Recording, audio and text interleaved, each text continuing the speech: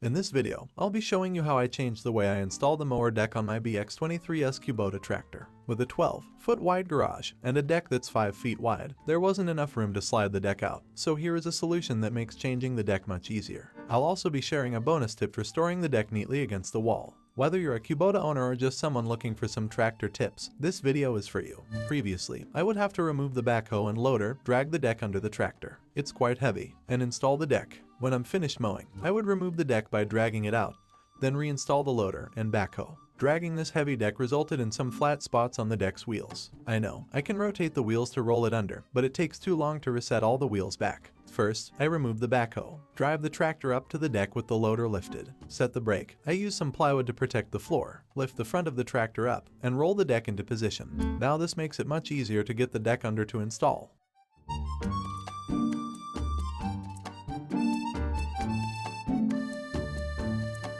Now, I can remove the loader.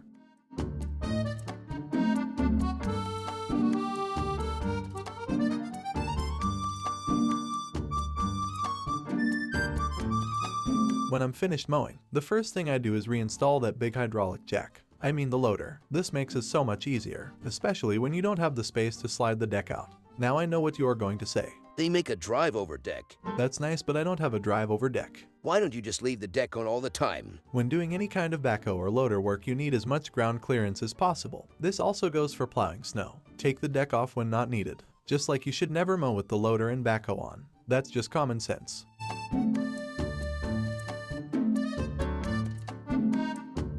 I also want to share with you a brilliant trick that has made this process even easier. I use two 15-inch pipes with a hole for a pin that attaches to the top of the wheel pipes. This makes it easy to move and store the deck neatly against the wall.